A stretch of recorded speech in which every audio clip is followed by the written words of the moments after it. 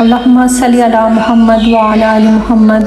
رسول صلی اللہ علیہ وآلہ وسلم نے ارشاد فرمایا، شب معراج میں رسول صلی اللہ علیہ وآلہ وسلم نے جو عجائبات دیکھے ان میں سے ایک یہ دیکھا کہ رسول پاک صلی اللہ علیہ وآلہ وسلم نے ایک فرشتہ دیکھا، اس کے پر جلے ہوئے تھے۔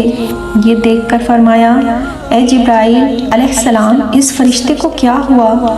عرض کی، یا رسول اللہ صلی اللہ علیہ وآلہ وسلم، اس فرشتے کو اللہ تعالیٰ نے ایک شہر تباہ کرنے کے لیے بھیجا تھا۔ اس نے وہاں پہنچ کر ایک شیر خوار بچے کو دیکھا تو اسے رحم آ گیا، یہ اسی طرح واپس آ گیا تو اللہ تعالیٰ نے اسے یہ سزا دی ہے۔ یہ سن کر اللہ تعالیٰ کے حبیب مصطفیٰ صلی اللہ علیہ وآلہ وسلم نے فرمایا، جبرائیل علیہ السلام، کیا اس کی توبہ قبول ہو سکتی ہے؟ جبرائیل علیہ السلام نے عرض کیا، قرآن پاک میں موجود ہے، یعنی جو توبہ کرے میں اسے بخش دیتا ہوں۔ یہ سن کر رسول صلی اللہ علیہ وآلہ وسلم نے دربار الہی میں عرض کیا، یا اللہ، اس پر رحمت فرمائیے، اس کی دعا قبول فرما۔